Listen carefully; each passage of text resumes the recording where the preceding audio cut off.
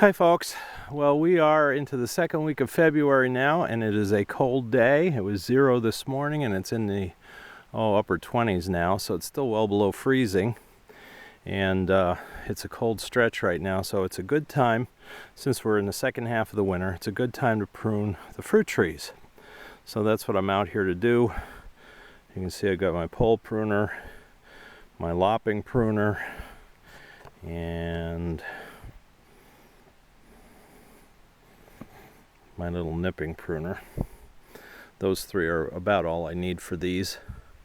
And I already did the smaller trees in the other part of the farm, the other apple trees and peach trees that are over there. And I've got these 6 here to do, plus the blueberry bushes there. And I've got this grapevine infestation there on that lilac bush. I got to find them where their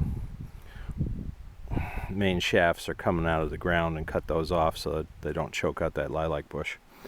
But what I need to do here, basically I do 3 things when I'm pruning.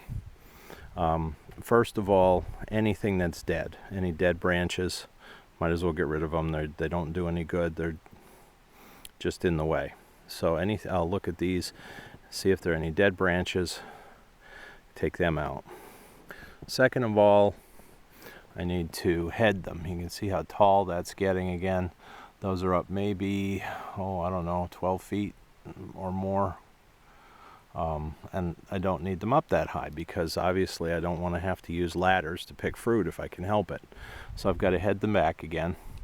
And then what I'll do is I will prune back some of the thick lower branches. I want to thin them out a bit so that there's more space in between. If they get too bushy, then the fruit doesn't grow as well. At least that's what I was told, and I think that's for most of these. This is a cherry plum, those 2 are pear, those 2 are apple, this is a peach. So those will be the ones that I'll work at trying to thin out too. The little blueberry bushes over there, I'll just cut them back a bit. Again, all these fruit plants and trees, shrubs and trees, you need to prune every year if you want to get fruit usually. It's healthy for the trees, for the shrubs. I did my grapevine, my Concord grapevine a little earlier. You got to prune those back good every year if you want grapes. Because that way then the plant puts more energy into making fruit. So that's what I want. I'm hoping that maybe this year will be different. We've had a couple years now with these that we had early frost, early spring, and then a late frost is what I meant to say. So what happened is these trees got blossoms and then the blossoms froze. I tried to cover them up with tarps, but it didn't work too well. And so it's just a problem of where we live. So hopefully we'll have a later spring, and then once spring does come, it'll stay warm enough that the blossoms won't freeze. If that's the case, we'll have, these are all big enough now to start producing a fair amount of fruit. I've gotten some pieces of fruit off of all of them so far, but it isn't anything that's been abundant yet. But these are been in the ground now, let's see,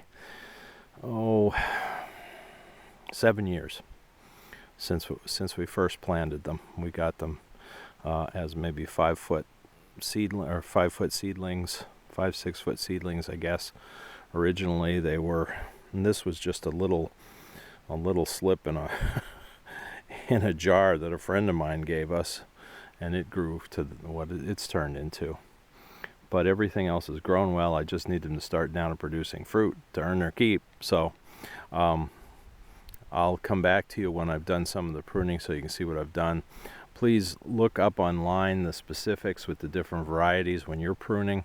I'm not a horticultural expert, so there might be some other nuances that I don't know or haven't learned that might benefit you. Just see what, even some of the seed companies, there's Stark Brothers, and there are a few others out there that sell seeds and shrubs and trees. They will have some info pages on their website about things like pruning and care and spraying and so on. So they're a good resource to tap into too. Also, the local departments of agriculture from your state usually have some of that stuff available too. So that's all good to help you to get the best out of your fruit trees. You know, we want these to last, well, I'm hoping these long outlast me, because there's no reason you can't get a good 50 years out of a fruit tree if it's well taken care of and, you know, dealt with every year and it stays healthy. So that's the goal, so that maybe my kids and grandkids can enjoy eating the fruit from it long after I'm gone. All right, well, let me get at it and I will come back to you. All right, well, as you can see, I got this one done. And the next one down, I'm losing my light and it's getting cold, so this might be about it for me for today. But I'll just give you a little look at what they look like now compared to what they were. And of course, all the debris on the ground. Not going to worry about that till the snow melts. And this one, of course, we took down a fair amount also.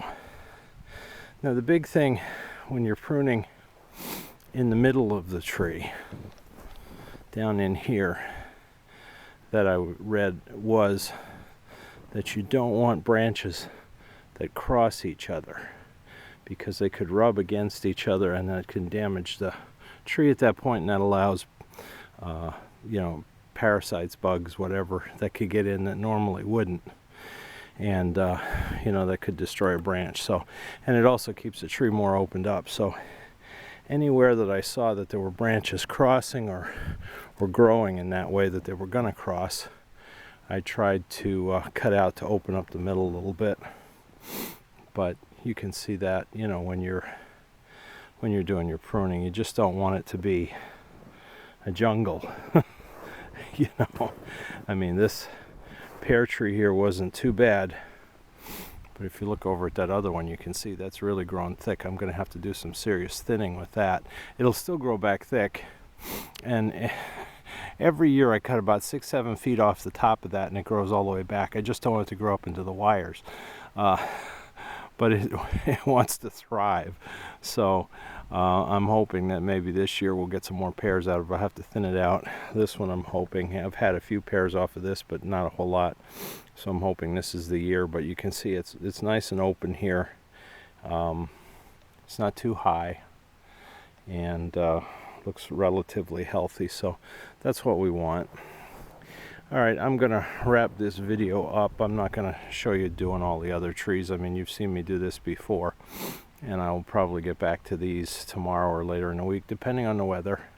But now that we're in this cold stretch, it's the right time to do it. So I'll have that done, and then come spring, once the ground warms, we'll put some fertilizer spikes in, and then we start the whole process of spraying once they get leaves and the blossoms fade and so on. But you'll see videos on that, I'm sure.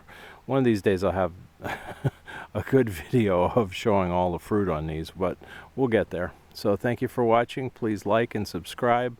Tell your friends about our channel, as we're country living on a shoestring.